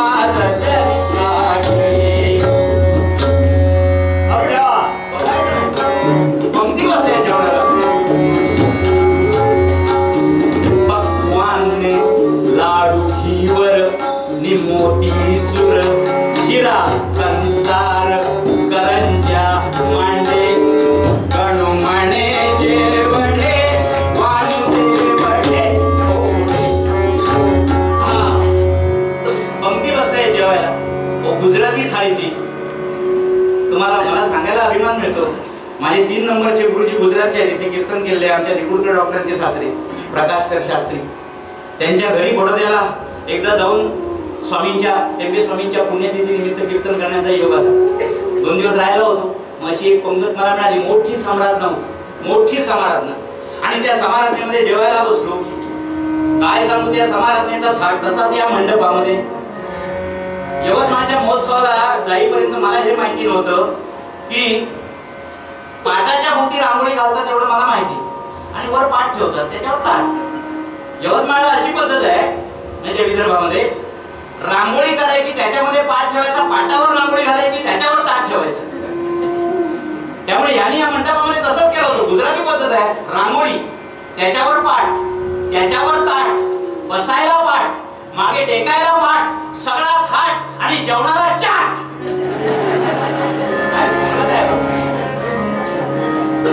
जेवण बघून सगळेजण अगोदरच होत्या ना, अगोदरच रस सुटायला लागतो. नवरस पुढे असतात. अतिशयोक्ती मुळीच नाही. उजव्या बाजूला दुधी पाक होता. शब्द ऐकलाय? कधीतरी जाऊन रेणुकावाल्याला विचारायचं, राजस्थानकडचे जाईल. दुधी पाक. दुधी पाकाच्या बाजूला 16 प्रकारचे मुरंबे, म्हणजे 16 पुन्हा वाट्या मुरंबाच्या, 17 झाल्या.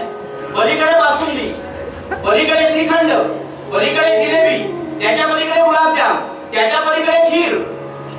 त्याच्या पलीकडे वेगवेगळ्या प्रकारचे लाडू, असं ते चांदीचं सगळं ताट आणि मध्ये लाल पाणी छानपैकी केशरी. असा मी जेवायला बसलो. गुरुजी म्हणाले जेवायला सुरुवात करा. मी ते सगळं घेतलं. दुधी पातोळा खाल्ला, असा घेतला खाल्ला, तो घेतला खाल्ला आणि मध्ये त्या लाल पाण्याचा बुरका मारला. उगचपची असं काय झालं, एवढं लाल पाणी सुवासिक दिसतं आणि पचपचित कसं म्हणून आजूबाजूच्यांकडे बघितलं ते कसे जेवतायत.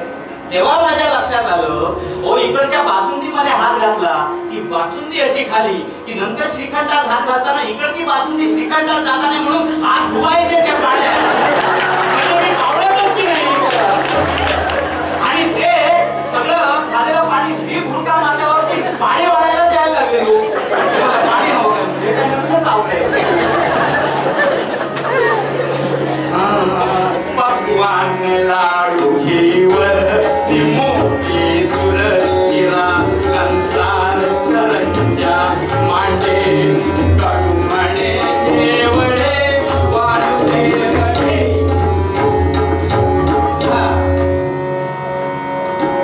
ही सगळी जेवणं सुरू आहेत. एकमेकाला विचारत आणि इतक्यात त्या मंडपामध्ये या मुनिमाने प्रवेश केला. मंडपामध्ये मुनिमाने प्रवेश केला. लाखकन प्रकाश पडला त्या मंडपात. भगवंत झाले. लाखकन प्रकाश पडला. एकाची कोणाची हिंमत झाली नाही या बसा म्हणण्याची. कोणी म्हटलंच नाही. प्रभू म्हणाले नाही मला या म्हटलं तरी चालेल. यानी मला या जरी नाही म्हटलं तरी मला राग नाही. मला वाटेल तेव्हा मी यांना केव्हाही जा म्हणू शकतो. आतमध्ये प्रवेश केला. बरोबर त्या मुनिमाची बायको होती. आल्यानंतर नमस्कार केलं. सगळ्यांच्या मनामध्ये कुतूहल काय झालं. पण इकडे काय झालं होतं, या घरातली सगळी माणसं त्या मुलामध्ये दंग होती. आता हा दिवाळीचा सण आला होता. दिवाळीलाच गर्भाधानाचा कार्यक्रम. त्यामुळे जावना मूळ आलेलं नव्हतं. तिकडचे त्यांचे सासरवाडीचे लोक इथे आले होते. त्यामुळे सगळेच जण मूळ इथंच आमंत्रण देऊन एकमेकांना दागिने देत आहेत. म्हणजे बहीण भावाला ओळखते, बायको नवऱ्याला ओळखते, मुलगी बापाला ओळखते. थोडक्यात काय, ओवाळणी करणारी, ओवाळणी घेणारा, ओवाळणी एवढं मंडपामध्ये सुरू होतं. हे सगळं सुरू होतं आणि ती सगळी जण मिळवत होती. बघ माझ्या नवऱ्याने काय दिलं, माझ्या बाबाने बघ काय दिलं, माझ्या बाबाने बघ काय दिलं, हे बघितलंस हे ना, असं एकमेकाला दाखवत आहे. आणि बिचारी ही धाकटी सुनची खरी यजमानी ती स्वयंपाकघरामध्ये पुढे चढते. नुकतंच पुण्यावाचन होम सगळं होऊन आलेली आहे. गर्भाधार आहे, थकलेली आहे, तरी सगळा व्याप ती सांभाळते धाकटी सून म्हणून. अशा वेळी म्हणते बाबा हे नागर कुलभूषणा मम जनका जनसज्जना, तुझं ओवाळी ते आता पर्याय नाही. तुझ्या घरी येऊन नाही ओळणार बाबा. आता आम्ही इथेच ओवाळीन तुला. परात घेतली. ती काय चांदीची नव्हती. कणकेचे दिवे तयार केले. स्वयंपाकघरीच्या हातात पिठाचे दिवे. तुम्हाला माहिती नसेल पूर्वीच्या वेळी आपल्याकडे करायचे ते सुंदर दिसतात चांदीचे आणि सोन्याच्या पेक्षा. इतके सुंदर कुशल होती कारागिरी. ते पिठाचे दिवे केले. त्याच्यामध्ये वाती घातले, फुलवाती प्रेमाने केले. त्यामध्ये तेल घातलं आणि अक्षता आणि सगळं घेतलंय आणि गच्चीवर गेली. त्या जुनागडाकडे बघायचं आणि बाबांना ओळायचं एवढंच. आणखी काय मला म्हणून नाही काय. वर गेली. वर ते दिवे हातामध्ये घेतले. श्रद्धे दिवा ताटी ठेवून बोधुमाता करंजाव्या संगीत कुंकवाचा दीप लावून अक्षता करीते करुण पितयाचे ध्यान उभे राई. दिवा ताटी घेऊन बोधुमाचा करंडा त्या संगीत कुंकवाचा अक्षता त्या घेऊन ते दिवे घेतलेत. हातामध्ये अक्षता घेतल्यात आणि त्या जुनागडाकडे बघते. बाबा मला मूळ नाही पाठवलं पण मी तुम्हाला ओळखते. तुम्हाला काय वाटलं फक्त सोनं नाणं म्हणजे काय मूळ. आज मी ओळखते. मला आशीर्वाद द्या.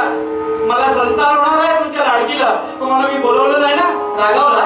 आणि ते अक्षता देऊन अशा मला नाही थोडी माहिती बायकांना माहिती अशा त्या औक्षण करतात. तसं केलं आणि मनात म्हणते बाबा रागावू नका. एवढंच तुमचं कन्या करू शकते. इथे सासरवाडला मी अशी कुलपात अडकले सोन्याच्या पिंजऱ्यामध्ये. बाकी मला काही करता येत नाही.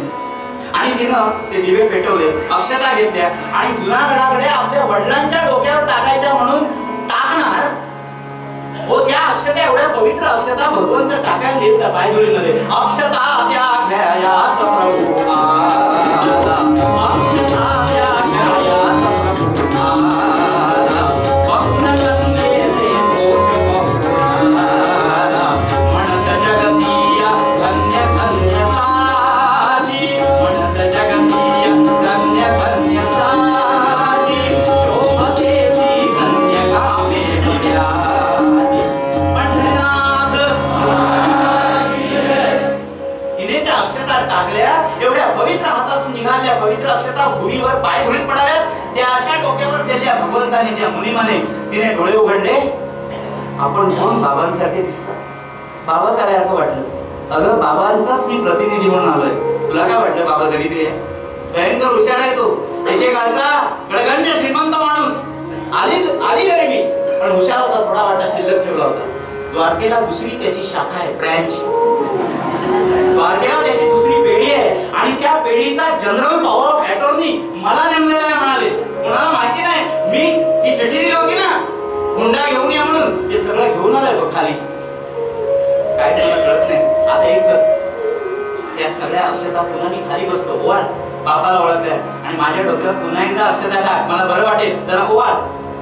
ओवाळणी हिऱ्याचा कंठा टाकी हळूच ताटात, हृदय धरुनी दिसला हेवी श्री वरद पाणी श्रीकांत नम पार्वती मध्ये. तिने ओवाळणी अशी केली. याने नवरत्नांचा हार आणि त्याला जोडलेला एक कंठा आणि त्याच्यावरचे मोती असा एक टाकून दिला. तिचे डोळे दिपले. ती म्हणाली, बाबा अगं बाबाकडे असं कितीतरी आहे. आता मी जास्त थांबत नाही.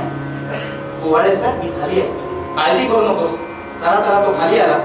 तो मुलीम खाली आला आणि त्याच्याबरोबर त्या जिन्याच्या पायऱ्या चढत महालक्ष्मी पैठणी नेसलेली एक घरंदाज बाई अशा पद्धतीने तेज असलेली त्या पायऱ्यावरून चढते. पायऱ्यांच्या वर आली आणि ही उतरणार. हे दिवे विझू नयेत म्हणून पदर असा ठेवलाय वर त्या परातीवर. तिने जाऊन पाठीवर असा एक डोक्यापासून असा खालपर्यंत हात फिरवला. एक गोड शिरशिरी तिच्या शरीरातून गोड शिरशिरी येऊन गेली. बघितलं डोळ्याकडे. ओळखीची वाटते पण नाव तर कळत नाही. कोण असावं बरी, कोण असावं नाव तर कळत नाही. बघितल्यासारखं वाटतं. तुमच्याकडे बघितल्यानंतर महालक्ष्मी म्हणजे वेगळी कोणी नाही असं जाणवतंय. हो, नमस्कार केला. आज माझी आई इथं नाही पण तुम्हाला आई म्हणून नमस्कार केला चालेल ना? पुन्हा एक अशी गोड शिरशिरी तिच्या डोळ्यात पाहिलं. काय डोळ्यात पाहिलं कसं कळेल? विष्णू कवीच्या काव्यातूनच ते सांगावं लागेल ना. तुम्हाला नाही शब्दात वर्णन करता येणार. जरा बरोबर. आई, तू जर खरी लक्ष्मी असशील तर तुझ्या लौकिकाला साजेशी यापुढे वाग, नाहीतर तू यायला तरी नको होतस. पण आलीस तर तुझा नियम पाळला पाहिजे. असं करू नको. तुझं नाव लक्ष्मी आहे हे विसरायला लावू नकोस. असं नको करू अंबाबाई, असं नको करू अंबाबाई, असं नको करू अंबाबाई, तुला जन हसतील ग आई. असं नको करू अंबाबाई, तुला चांगले हसतील ग आई. असं नको करू अंबाबाई, तुला जन हसतील ग आई. पितांबर आईचा जरी काठी, मुलाच्या वस्त्राला काठी. आई तू श्रीमंतीन मोठी, अभागी आले तुझ्या पोटी. कल्पवल्लीच्या फळालाही कुयरी फुटली नवलाई. असं नको करू अंबाबाई, तुला जन हसतील ग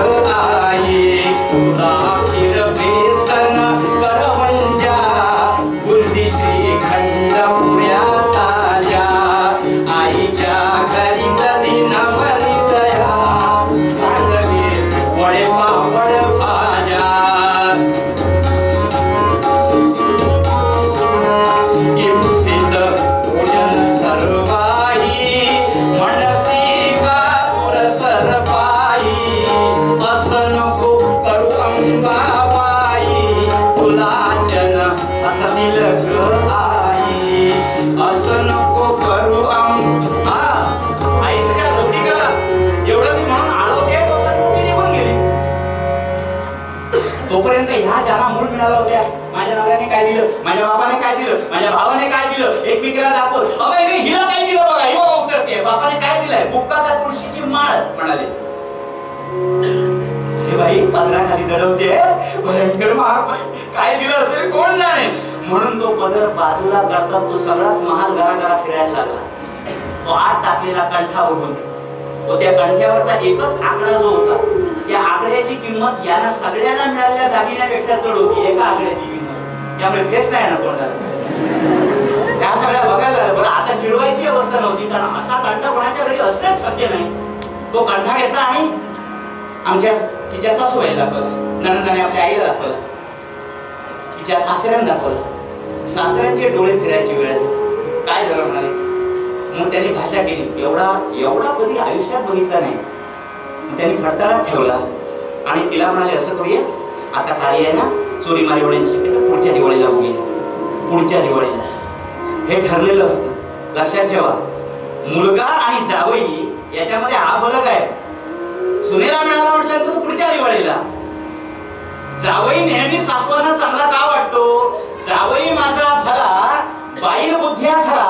कारण आपल्या मुलीला सांगेल तसं वागतो जावई, माझी मुलगी सांगेल तसं. जावई माझा भला बाईल बुद्ध्या ठरा, पण लेक वाईट का वाटतो, लेक म्हणजे मुलगा, तो आपल्या बायकोच ऐकतो म्हणून.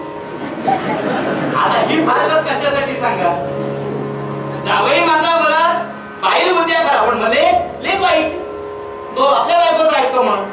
माझी लेक रोजच्या रोज, आणि हिला दिवाळीची दिवाळी म्हणजे सांगायचं असं, घाटावर एक म्हण आहे, माझी लेक की नाही, तिला सकाळी एकदा 9:30 वाजता हांड्यातलं पाणी मी तापवून देते आणि आंघोळ घालते. पुन्हा 11 वाजता नाही, दुपारी 2 वाजता नाही, रात्री 8 वाजता नाही, पहाटे 2 वाजता नाही, सकाळी 5 वाजता नाही, पुन्हा दुसऱ्या दिवशी 9:30 वाजता. तोपर्यंत माझ्या बाळीला काही नाही हा. आणि सुनेला मात्र दिवाळीची दिवाळी, दिवाळीची दिवाळी वर्षाला येते, तुझी आंघोळ पुरीची तू दररोज येते. सांगण्याची पद्धत, दिवाळीची दिवाळी आणि तिला हांडा उद्या. ती म्हणाली मला पूर्वी कंठा नव्हता, त्यावेळी त्याचं काही अप्रूप नव्हतं, आणि आता मिळाला त्याचंही काय अप्रूप नाही. नाही म्हणाले, आमच्या त्या पुस्तकात बघावं लागेल, होता असं म्हणतात काही जण, आणि तो हरवलाय अशी कुठेतरी आख्यायिका होती यांनी रचली. आणि म्हणाले ही तो कुठेतरी उकिरड्यावर पडला, हिला भांड्याच्या तिथे कामाला गेली, तिथे मिळाला, आणि हा मग आता तो खडखडात ठेवून दिला पाहिजे. त्यांची तोंड आता बंद झाली, त्यांची तोंड बंद झाली. सोन्याची ट्रंक उघडण्याची वेळ झाली. गरुडाने सोन्याची ट्रंक उघडायला घेतली. जावईला शोधतायत, 160 भराचा तो तोटा. जावई कुठे, कोपऱ्यात. म्हणूनच म्हण पडली, जावई मुसला आणि कोपऱ्यात. जिथे जिथे मंगल कार्यालयात पुढे जावई कोपऱ्यात असेल तिथे सावध राहा सगळे. हो, आणि तो कसा माहितीये का, तो आधी आला, जावई लग्न झाल्यावर नाही, नंतर सुद्धा जावयाचा मान असतो. जिथे जिथे जावई जाईल तिथे मान. दुसऱ्या मुलीचं लग्न झालं त्याचा मान. तो सहसा आधी पटकन जवळ बसत नाही. हो, या म्हटलं तरी लांब बसतो, या म्हटलं तरी लांब बसतो. का, जरा मान वाढायला पाहिजे. मग 10 जणांनी जायचं, या हो, त्याने म्हणायचं नाही, या हो, नाही, या हो. मग सगळ्यांच्या समोर हा जरा असा रुबावा द्यायला, जावई आले, त्याला बोलवायचं. गरुडा म्हणाला यजमानी कुठे आहे, पोरबीज कुठे आहे, तिला बोलवलं आणि ते उघडला. तो हात घातले लक्ष्मीने, ते 16 द्रोण, हळद, पिंजर सगळे काढले, 16 शृंगार तिला देऊन झाले. बाकीचे सगळे मानकरी होते त्यांना बोलवलंय, याला बोलवलंय, सगळ्यांना गरगोटायला लागले.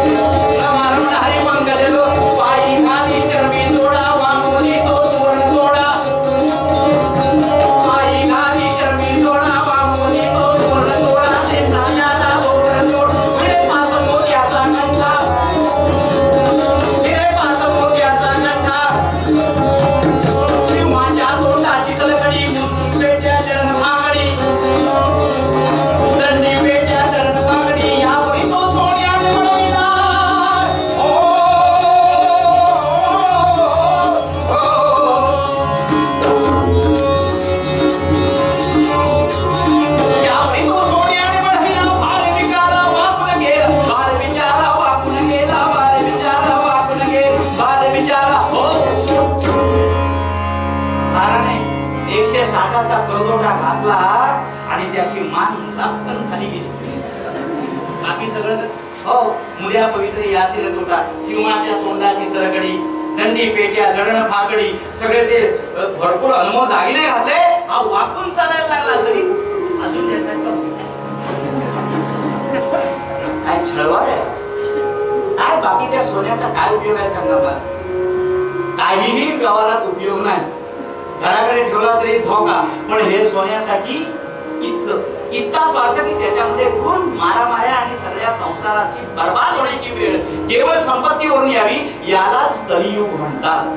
बाकी काय म्हणवलंय त्याला. आणि तो 160 भाराचा देताना आमच्या मुनिमाने सांगितलं, तराजू घेतला, इकडे 160 भार टाकले. जो जो जो जो बघा 160 आहे ना, दिला. 80 तोळे सासवेला, 80 तोळे सासऱ्याला, निम्म्याने जावा नणंदा सगळ्यांना दिले. बाकी त्यांना मंदिर बांधायला दिले. सगळं दिलं सगळ्यांना देऊन. बाहेर बातमी जेवून गेले, अरे काय पानपट्टी आणि गुटखा खाताय, अरे सगळ्यांचे मानपान चालले, इथे मारताय कशाला? परत आले. काही मिळतंय म्हटल्यानंतर परत गर्दी, काही द्यायचं म्हटल्यानंतर पळून गेले. ते सगळे आले मानपात परत आशेने जिल्ह्यात टाकतात, काय आम्हाला मिळेल का? असं सगळं सुरू आहे. 16 शृंगार झाले. इकडे याला सोन्याने मढवून काढलं. एवढं सगळं झालं आणि कृष्णाने सांगितलं, मुनिमाने या म्हणाले, या चपरासी पटेवाले या, तो 60 शेराचा धोंडा घेऊन या. म्हणजे राणाशंकर कुठे त्याला बोलवा. तो मुनी त्या राणाशंकराला बोलवलं.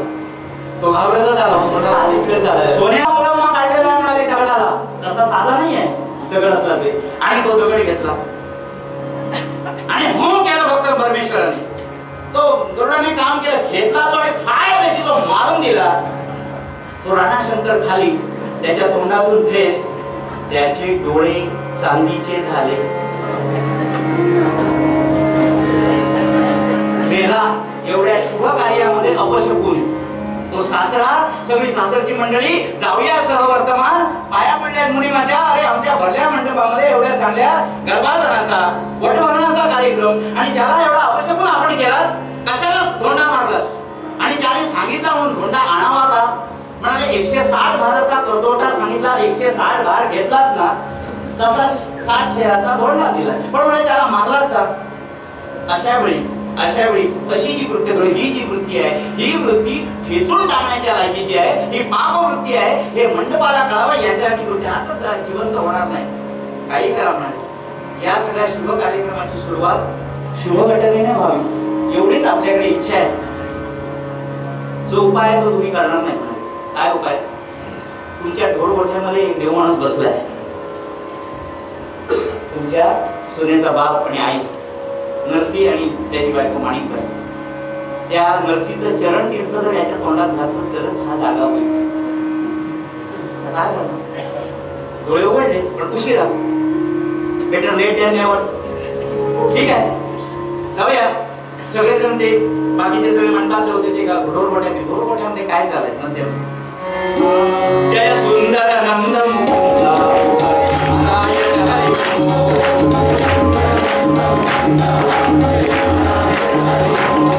हरि केशव हरि गोविंद हरि नारायण हरि हरि नारायण हरि आओ रे नाचो रे नाचत जाओ रे, आओ रे गाओ रे फूल के प्यारे, सुंदर नंद मुकुंद हरि नारायण हरि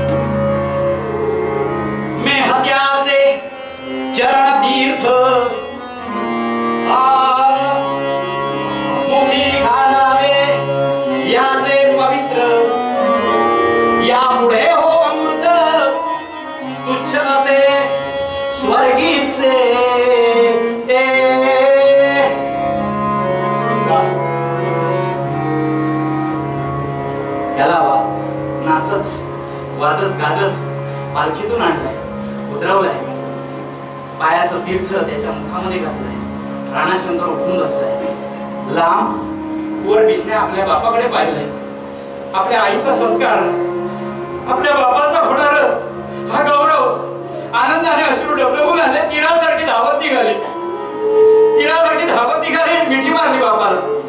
बाबा रागावला, असं होईल असं वाटलं नव्हतं. भगवंताने तसं केलं, कशाने एवढा आयर केला, इतका आयर कशाला केला तरी कधी पण कळलं पण नाही. तुम्ही एवढे श्रीमंत आहे कधी सांगितलं पण नाही, बसवलं आम्हाला. अगं काय कसं सांगू, कशाला मला आणखी निवडतेस, काही नाही तो माझ्याकडे. मग ते आले ते कोण होते मला पत्ता नाही पडत. कोणी माझी लाज राखली, काय केली तुला माहिती आहे ना. मला माझ्या गोपाळ कृष्णाशिवाय कोणी नाही जवळचं, कोणी जवळचा नाही. पाय धरले, सगळ्या सोयऱ्यांनी पाय धरले, सगळ्या मंडपामध्ये पावित्र्य दाटलं आहे. एक अत्यंत उत्फुल्ल अशा तऱ्हेचं आनंदाचं वातावरण त्या मंडपामध्ये भरून गेलं. दोन्ही घराण्यांना चढती कळा लावली, दोन्ही घराण्या एकमेकाची झाली, प्रेमाने सगळे बांधले झाले. इतक्या 5 वर्षाच्या विरहानंतर पुन्हा एकदा नवीन पहाटेला सुरुवात झाली.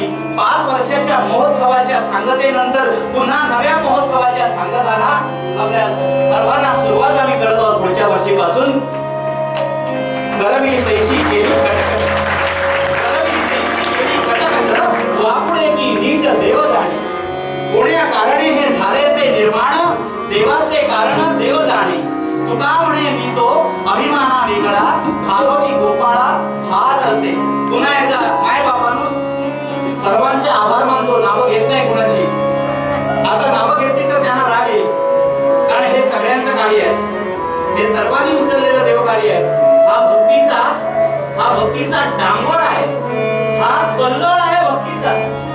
हे प्रेम आहे उत्फुल्लपणे उमारून येणार, कधीही कमी न हो, कोणाची दृष्ट न लागो अशी कुडाळेश्वराच्या चरणी नारद महर्षींच्या ठिकाणी, सावलीच्या ठिकाणी प्रार्थना करतो.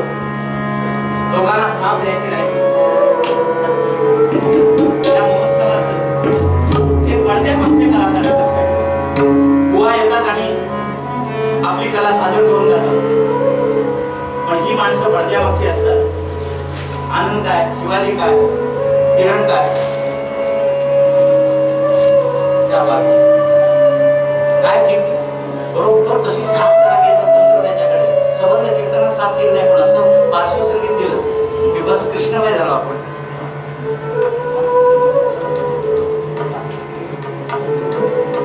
आमच्या बुवांचा मुलगा कृष्णा पवारांचा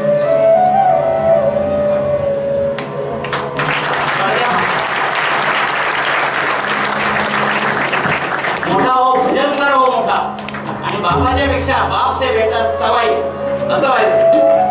जसं गुरु म्हणतो ना, शिष्य चांगला झाला, शिष्यादिच्छेद पराजयम. शिष्याकडून पराजय झाला की गुरुला बरं वाटलं, तसं बापाला बरं वाटलं पाहिजे. बस हळू जा.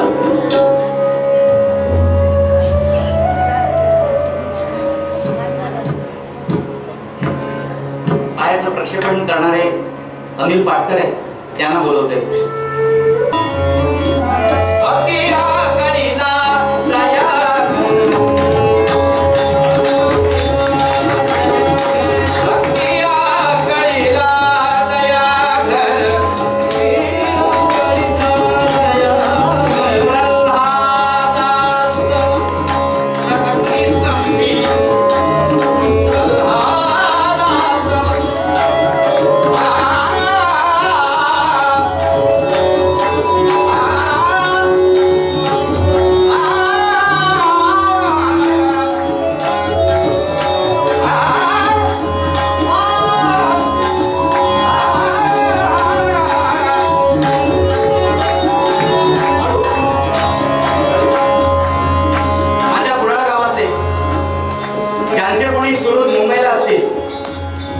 आमच्या गावातले भेटले की मला आनंद होतो.